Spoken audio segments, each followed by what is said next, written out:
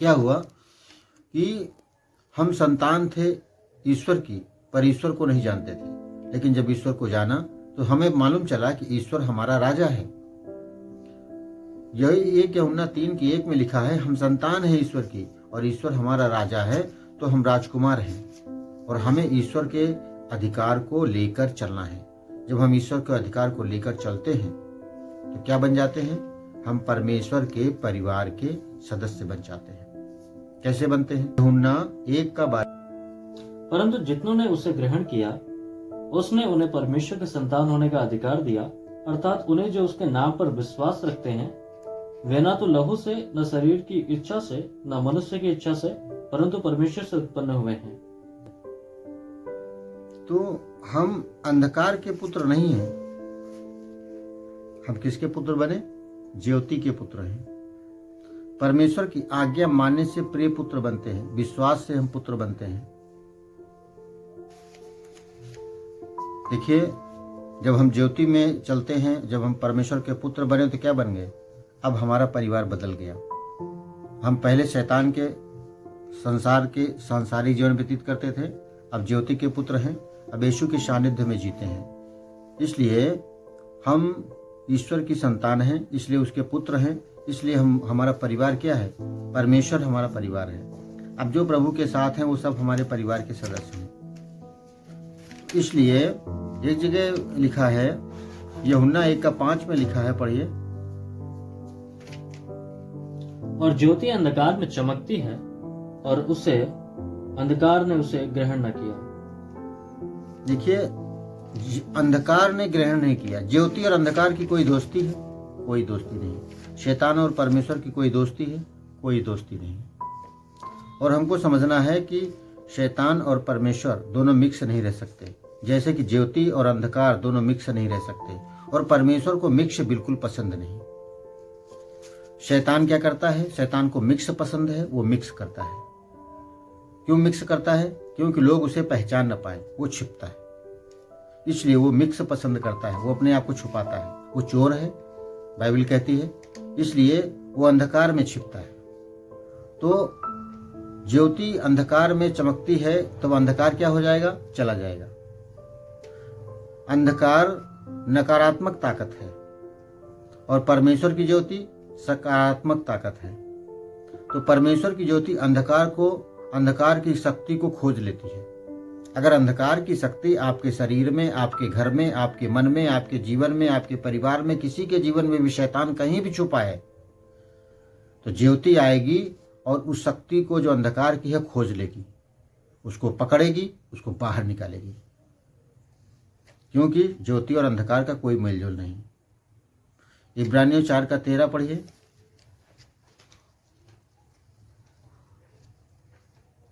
तो वहां भी और क्लियर लिखा हुआ है,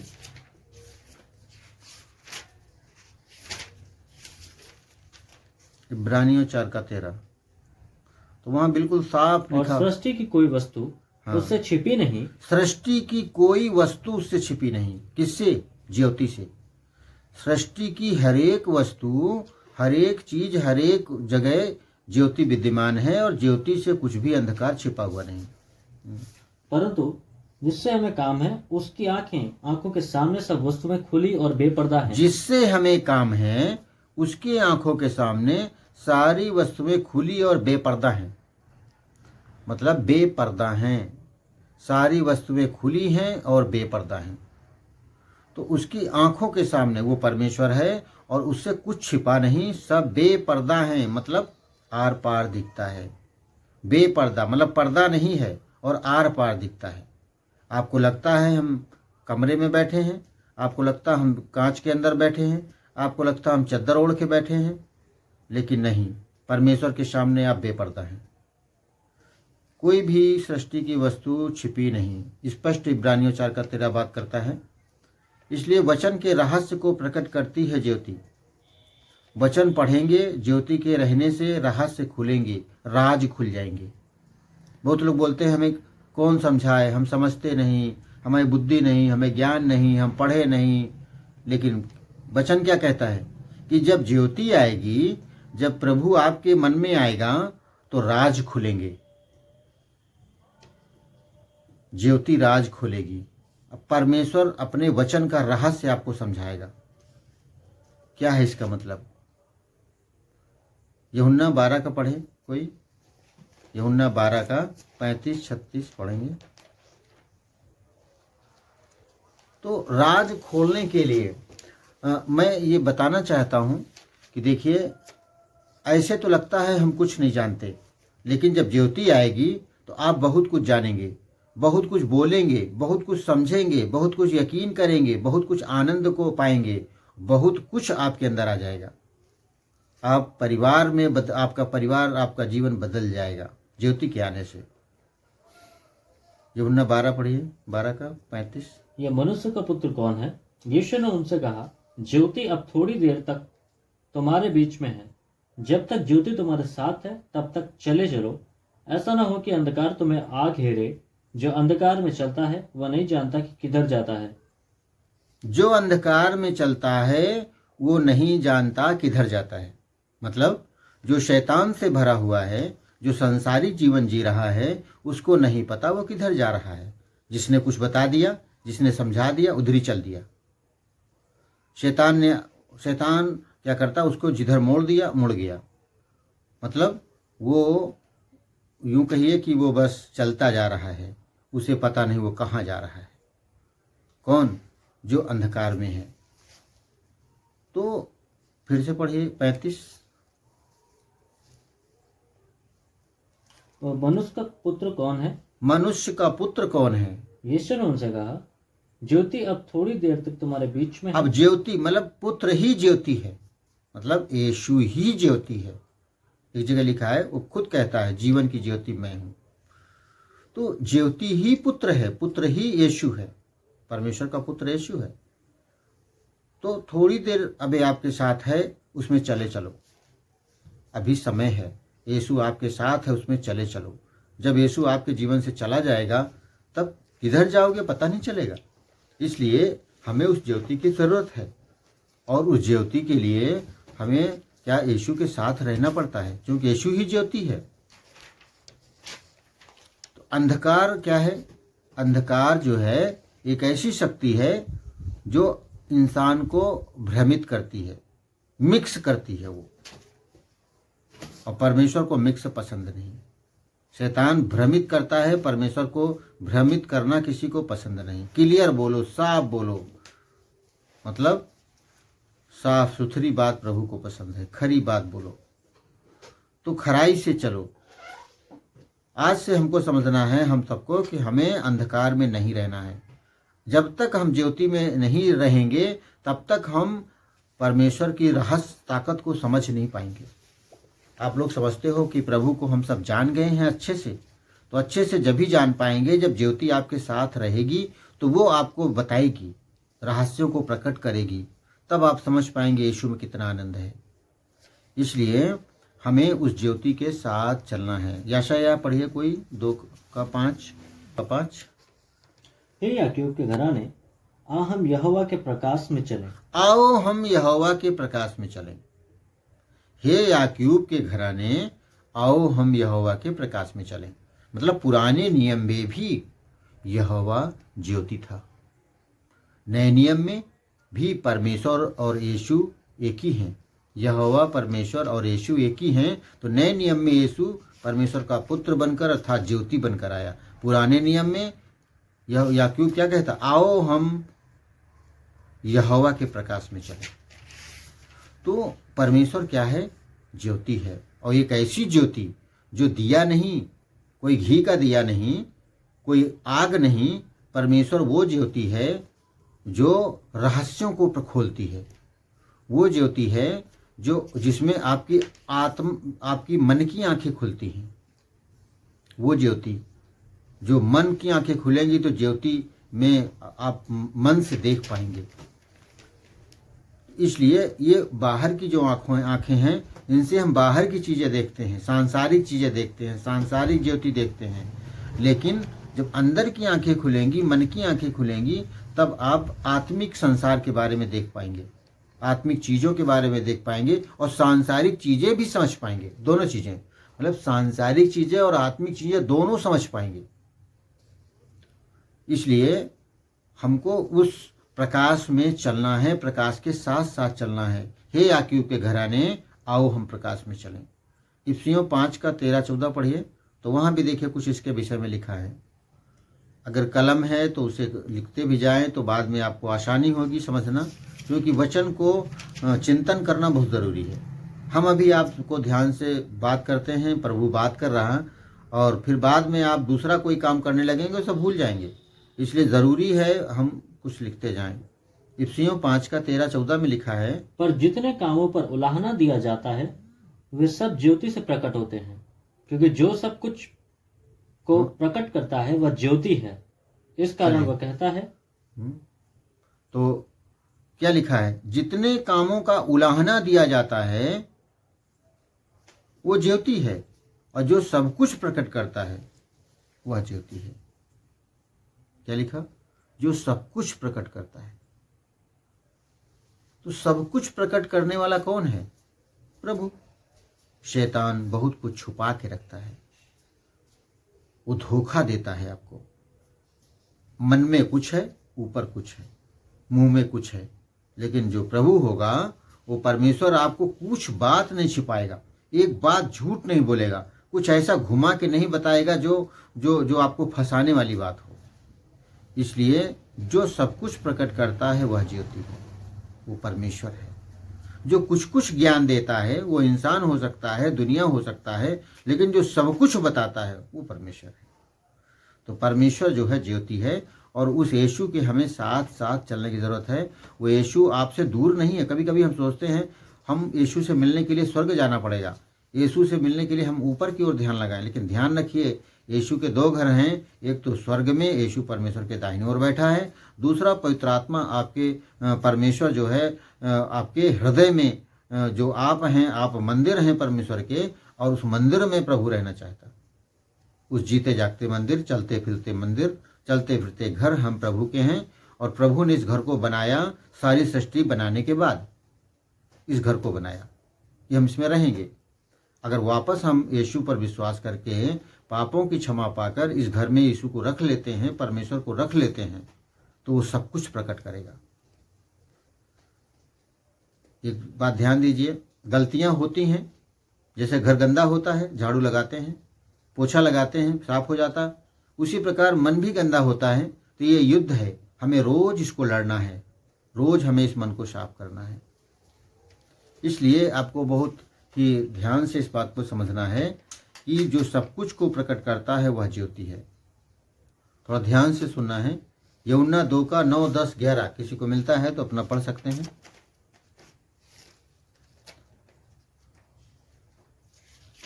और बाकी लोग बड़ा ध्यान से सुने और समझे भी, और क्योंकि उस पर चलना है। तो दाखरस बन गया था और नहीं जानता था कि वह कहाँ से आया, परंतु जिन सेवकों ने पानी निकाला था वे जानते थे। तो बोझ के प्रधान ने दूल्हे को बुलाकर उससे कहा, हर एक मनुष्य पहले अच्छा दाखरस देता है, और जब लोग पीकर छक जाते हैं तब मध्यम देता है, परंतु तूने अच्छा दाखरस अब तक रख छोड़ा। यहाँ वो बात बताई गई है कि ज्योति है तो वहां पर अद्भुत हुआ।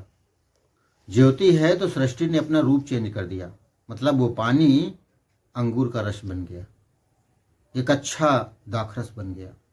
क्यों? परमेश्वर के लिए कोई चीज़ मुश्किल नहीं है। आप दीवार कितनी भी खड़ी करो, परमेश्वर निकल जाएगा। आप कितने भी कांच में उसे बंद करो, परमेश्वर निकल जाएगा। आप कितना भी पानी भर के रखो, परमेश्वर के लिए पानी वो पत्थर बन जाएगा, आराम से निकल जाएगा। परमेश्वर के लिए सृष्टि रूप बदल देती है।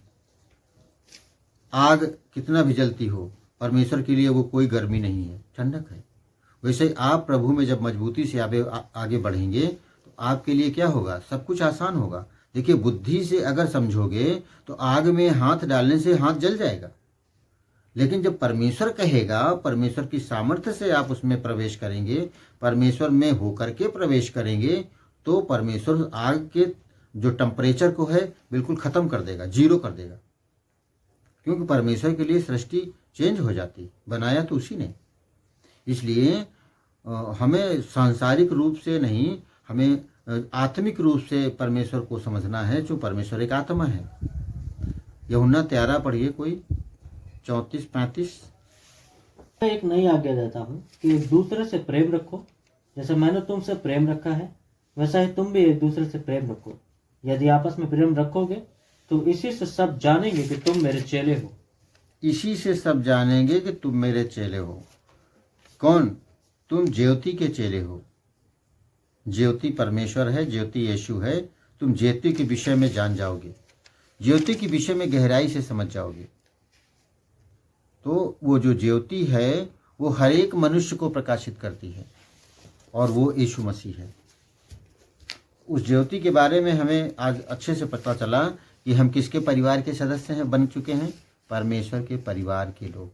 अब उस परिवार का जो चाल चलन है, उस परिवार का हाव भाव है, उस परिवार का रहन सहन है, वो सब उस परिवार की बातचीत है। उस परिवार में कैसे लोग रहते हैं निर्भय होकर, हमें उस परिवार में रहकर ये सब सीखना है। उस परिवार के लोग किसी से डरते नहीं, उस परिवार के लोग परमेश्वर का सम्मान करते हैं, उस परिवार के लोग आपस में प्रेम करते हैं।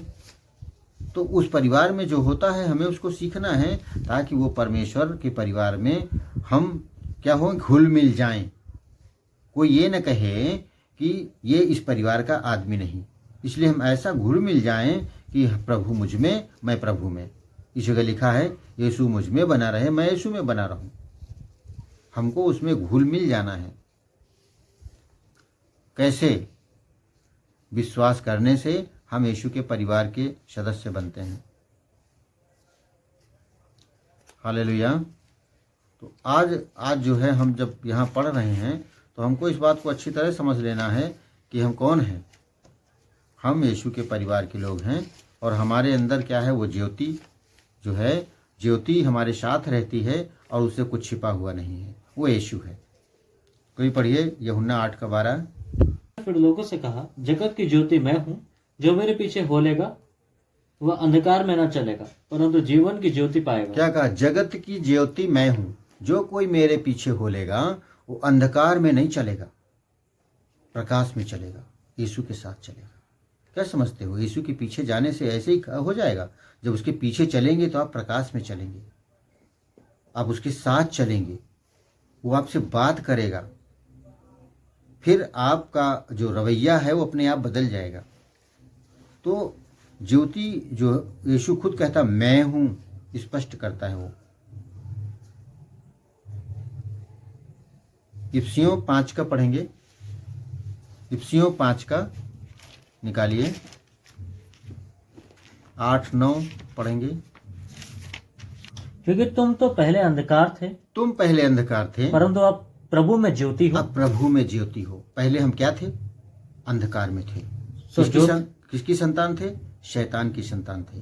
कहाँ थे? संसार में थे और सांसारिक जीवन व्यतीत कर रहे थे। लेकिन अब तुम अंधकार में नहीं हो। क्या हो?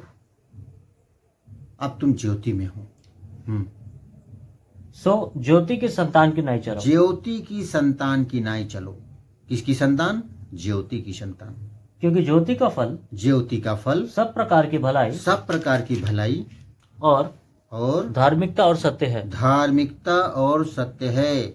सब प्रकार की भलाई होनी चाहिए, धार्मिकता जीवन जीना है और सत्य है। और यह परखो कि प्रभु को क्या भाता है। हाँ, क्या लिखा है? ये परखो कि परमेश्वर को क्या भाता है, परमेश्वर को क्या पसंद है। ये परखो।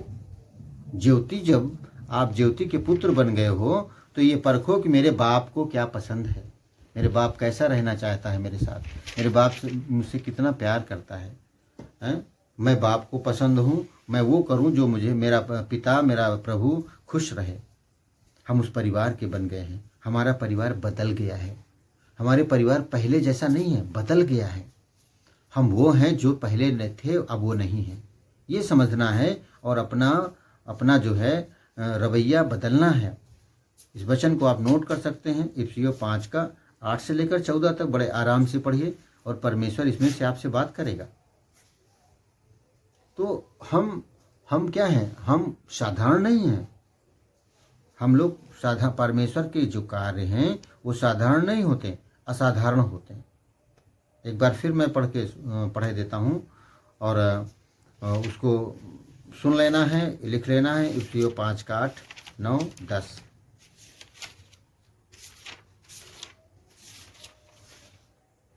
क्योंकि तुम तो पहले अंधकार थे, परंतु अब प्रभु में ज्योति पहले हो। अंधकार थे लेकिन अब ज्योति में हो। सो ज्योति की संतान की नहीं चलो। ज्योति की संतान की नहीं चलो, क्योंकि मतलब अब ज्योति की संतान आप बन गए हो, अब ज्योति के बच्चे बन गए हो, उसके पुत्र बन गए हो, उसकी पुत्रियां बन गए हो, तो उसकी संतान की नहीं चलो। क्योंकि ज्योति का फल सब प्रकार की भलाई ज्योति का फल क्या है? सब प्रकार की भलाई और धार्मिकता धार्मिकता और सत्य है। सत्य है। ये फल है। क्या फल है? धार्मिकता, भलाई और सत्य, ये फल है। तो अंधकार के अब जो कार्य थे वो नहीं, अब ज्योति में रहकर हमारा रवैया बदल कर ज्योति की तरह होना चाहिए। और आगे पढ़ेंगे। और यह परखो, और ये परखना है कि प्रभु को क्या भाता है। प्रभु को क्या पसंद है। ये परखो, तुमको बुद्धि दी गई है, इसको परखो, प्रभु को पसंद है। जब ज्योति में आप चलने लगेंगे तो ये सांसारिक बुद्धि काम नहीं करेगी, फिर परमेश्वर आपको खुद बुद्धि देगा और आप उसे समझ पाएंगे। वो समझ आपकी खोल देगा, और वो क्या करेगा? समझ खोल देगा। और ये परखो उससे कि प्रभु को पसंद क्या है। और अंधकार के निष्फल कामों में सहभागी ना हो। और जो अंधकार के निष्क्रिय काम है, निष्फल काम है, गलत काम है, उससे दूर रहो, उससे हट जाओ, उससे भाग जाओ। जहाँ ये ऐसे अंधकार के काम होते हैं उनसे अपने आप को बचाओ, वहाँ से निकलो, उनमें चिपक के बैठो ना, हटो वहाँ से। यूसुफ के बारे में देखो, यूसुफ जब पाप में गिरने का नंबर आया, यूसुफ भागा वहाँ से। क्यों? क्योंकि हमें शैतान के साथ नहीं सहभागिता रखनी, हट लेना वहाँ से। इसलिए अब आप आम नहीं हो, अब प्रभु के खास हो, उसके बच्चे हो तुम। तो जो आप बोलते हो घोषणाएं, उन घोषणाओं को कैसे बोलना है? यूं ही नहीं बोल देना है। उन घोषणाओं को जो बोलते हैं आप, तो यूं ही नहीं बोल देना है। उन घोषणाओं को बोलने के लिए आपके अंदर क्या होना चाहिए? एक विश्वास होना चाहिए। क्या? यीशु मेरे अंदर है। हर एक जगह, हर एक बात में हमेशा मैं जयवंत से बढ़कर हूँ। जो घोषणा हम लोग बोलते हैं उसमें क्या है? हर एक जगह, हर एक बात में हमेशा मैं जयवंत से बढ़कर हूँ। अब बोल तो दिया, लेकिन ज्योति की संतान हो तो सचमुच में आप जयवंत से बढ़कर हो, मतलब विजयी होकर लौटोगे। हार परमेश्वर कभी नहीं हारा, आप कभी नहीं हारोगे। आप उसके बच्चे हो, कभी नहीं हारोगे। तो आपको आपका अपना जो पिछला रवैया था उसको याद नहीं करना है। शैतान क्या करता है? शैतान आपको पिछली बातें याद दिलाता है। ओ ये हुआ था पीछे, पहले ये नुकसान हुआ था, फला ने ये गाली थी, फला ने ये गलत किया था, मेरे परिवार में ये होता था, वो होता था, गांव में ये, मतलब हम पिछला सब याद करते हैं और याद कर के रोते हैं, परेशान होते हैं, दुखी होते हैं। और लोग आते हैं मेरे घरों में और पिछली बातें याद दिलाते हैं। देखिए, जो बीत गया उसे कोई सुधार नहीं सकता। क्यों नहीं सुधार सकता? समय चला गया। समय को परमेश्वर भी कैसे लाएगा? जो समय बीत गया वो वापस कैसे आएगा? आपका लड़कपन चला गया, वो कभी लौट के नहीं आएगा। जो समय निकल गया वापस नहीं आएगा। अब उसको क्यों हम याद करें, बार बार रोएं? क्या सही हो जाएगा? नहीं सही होगा। शैतान उन्हीं को बता बता के आपको कोसता रहता, आप परेशान रहते। ऐसा नहीं, ऐसा कर लेते तो काम नहीं बिगड़ता, इस रास्ते से नहीं उस रास्ते चले जाते तो एक्सीडेंट ना होता, ऐसा कर लेते तो पैसा बच जाता, ऐसा कर लेते तो नुकसान ना होता। मतलब ये क्या है? ये फालतू का ही तो सोच है। अब नहीं वो सुधर सकता ना, तो क्यों सोचते हो ऐसा? शैतान इन्हीं बातों में डाल करके आपको कूटता रहता है और आपकी खुशी छीनता रहता है, और फिर आपको इतना परेशान करता है कि आप अपने सर को पीटते हो, कहते हो अरे हम कैसा आदमी है, मेरे भाग्य में यही बदा। जबकि भाग्य कुछ नहीं है, परमेश्वर साथ में है। परमेश्वर आपका भाग्य लिखता ना तो सुंदर भाग्य लिखता। मेरे अपने बच्चों का भाग्य कोई गलत लिखेगा क्या? कभी आप लिखोगे कि मेरे बच्चे का एक्सीडेंट हो जाए इतने बजे? कभी लिखोगे कि आज इतनी उम्र में हमारी बीमारी आ जाए? लिखोगे अपने भाग्य में, अपने बच्चे के लिए ऐसा भाग्य में लिखोगे? कभी नहीं लिखोगे। कभी नहीं लिखोगे मेरा बच्चा पढ़ाई में फेल हो जाए, मेरे बच्चे की नौकरी न लगे, मेरा बच्चा काला हो जाए, मेरे बच्चे के बच्चे न हो। ऐसा लिखोगे भाग्य में? कभी नहीं लिखोगे। तो जब हम अपने बच्चों के लिए लिख सकते हैं तो हमारा परमेश्वर, हमारा बनाने वाला, हमारे भाग्य में ऐसा कैसे लिख सकता है? नहीं लिख सकता है। ये कोई सोच डाला है शैतान ने, जो आपको कोसती है और भाग्य कहकर आपको परेशान करती है। कुछ नहीं है। इसलिए आपको ध्यान देना है कि परमेश्वर आपके साथ है तो आप जीते हुए हो, जीतने के लिए बने हो, हारने के लिए नहीं बने हो। आप किसके लिए जीतने के लिए बने हो। हर एक जगह जीतोगे, हर एक बात में जीतोगे। आपको लगेगा आप कभी हार रहे हो, लेकिन नहीं। दुनिया के लोग समझेंगे आप हार रहे हो, लेकिन नहीं, परमेश्वर आपको जिता रहा है। कभी कभी नुकसान परमेश्वर आपके जीवन में इसलिए होने देता है ताकि उसको तुम जान जाओ, उसको समझ जाओ। इतना न उड़ो कि प्रभु को ही भूल जाओ।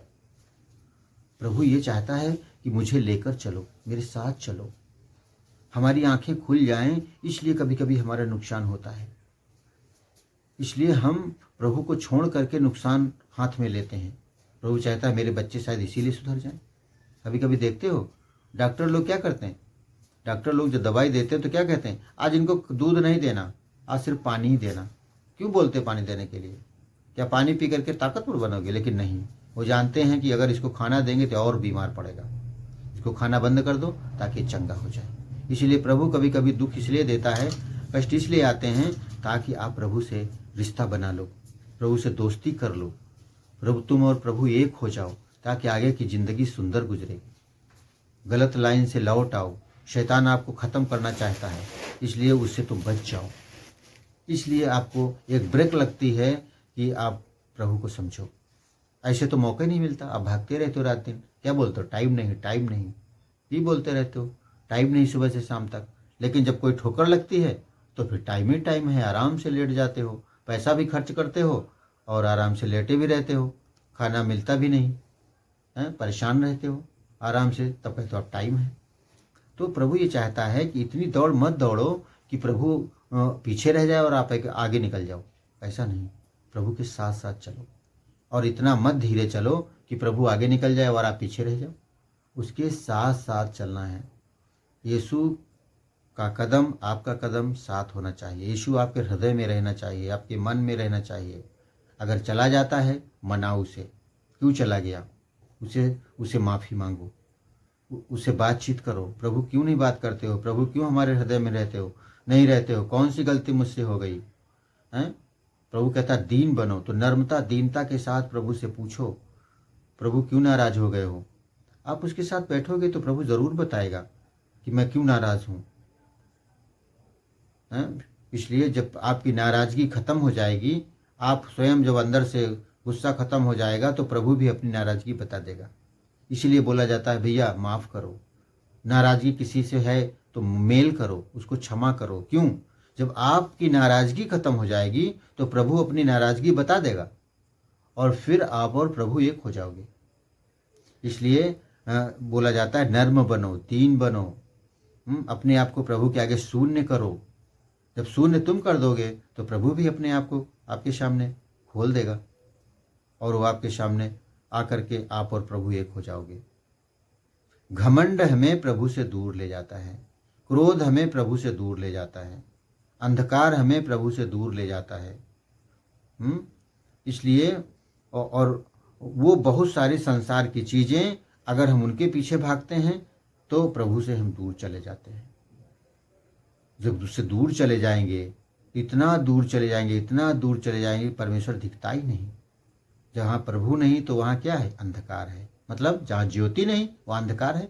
फिर अंधकार में आप ऐसा चलते हो, ऐसा चलते हो, ऐसा चलते हो कि आपको समझ में नहीं आता नदी में पैर जा रहा है कि नाले में पैर जा रहा है कि गंदगी में पैर जा रहा है। फिर सिर्फ चलते चले जाते हो और कहीं भी ठोकर लग जाती, गिर जाते हो। क्षेत्र कुछ नहीं दिखता, अच्छा बुराई कुछ नहीं दिखती। इसीलिए प्रभु यीशु ज्योति है, उस ज्योति के साथ चलो। अब पुराना जो जीवन है उसकी तरफ ध्यान न दो, नई जीवन सी चाल चलो। तो आज जो आपने वचन सुना है वो बार बार आपको ये प्रेरणा देता है कि हमें उस ज्योति के साथ साथ चलना है। देखिए सुबेरा होता है, अंधकार खत्म होता है, कितने लोग जागते हैं, चिड़ियाँ भी जाग जाती हैं, पशु भी जाग जाते हैं, इंसान भी जाग जाते हैं। सब निकल करके जंगल में घूमने लगते हैं, अपना खाना ढूंढने लगते हैं, पानी ढूंढने लगते हैं, चिल्लाने लगते हैं, खुश हो जाते हैं, घूमने। बंदर भी निकल आते हैं, ज्योति जहाँ आती है तहाँ सब निकल आते हैं। वैसा ही जब वो ज्योति आएगी, अर्थात परमेश्वर जो ये सांसारिक जीवन है, जो आत्मिक जीवन में जो परमेश्वर आत्मा है वो ज्योति है, वो जब आपके साथ आ जाएगा तब आपकी आंखें खुलेंगी। तब क्या होगा? तब सब आशीष निकल के आ जाएगी, सब बरकतें निकल के आ जाएंगी। सब जो है आपके जीवन में जो अंधकार है वो खत्म हो जाएगा। और ज्योति में जब आप चलेंगे तो आपको दिखाई देगा। अगर कोई पाप हो जाएगा तो वो दिखाई देगा, आप माफ़ी मांग लेंगे। ऐसे कितना भी पाप करते जाते हो, आपको पता ही नहीं आप पाप करते हो, आपको पता ही नहीं आप गलत करते हो। आपसे पूछा जाता क्यों ऐसा करते हो? नहीं, मैं कोई गलती नहीं करता हूँ, मैं कोई पाप नहीं करता हूँ। क्यों पाप दिखता ही नहीं। क्यों नहीं दिखता? क्योंकि आप अंधकार में हो, इसलिए पाप नहीं दिखता। लेकिन जब ज्योति में चलोगे तो पाप दिखाई देगा, और जब दिखाई देगा तो आप समझोगे कि नहीं यार गलती हो गई, और फिर प्रभु के सामने क्षमा मांगोगे। देखिए, क्षमा कौन नहीं मांगता? जो शैतान के साथ बना रहता है, शैतान के साथ उसके रिश्ते रहते हैं, वो कभी क्षमा नहीं मांगता, कभी नहीं माफ़ी मांगता। क्यों? वो माफ़ी मांगेगा भी तो बस ऐसे झुट्टी मुट्ठी मांग लेगा, हृदय से कभी माफ़ी नहीं मांगेगा। क्योंकि उसको वो क्षमा करना जानता ही नहीं।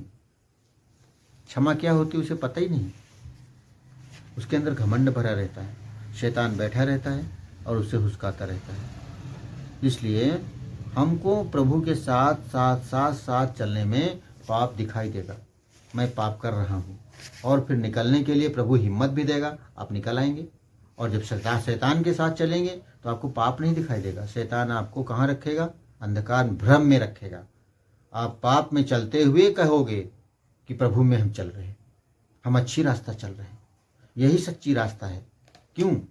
शैतान ने आपकी आंखें अंधी कर दी है, आपका मन अंधा हो गया है, आपका जमीर मर गया है, जिसको बोलते हैं मरा हुआ इंसान। मरा हुआ इंसान को कुछ समझ में आता? चुटकी काटो कुछ भी करो, कुछ नहीं समझ में आता। चाहे उसको कुल्हाड़ी से काटो तो भी नहीं समझ में आता। वैसा ही जो परमेश्वर में जिंदा नहीं है, मुर्दा हैं, उनको कुछ समझ में नहीं आता प्रभु की बातें। कितना भी समझाओ नहीं समझेंगे। क्यों? क्योंकि मरे हुए हैं। तो प्रभु में हम जिंदा हो चुके हैं, यीशु में हम जीवित हो गए हैं। यीशु ने क्या किया है? हमें जिंदा कर दिया है। तो आज यीशु के साथ साथ हमें चलना है।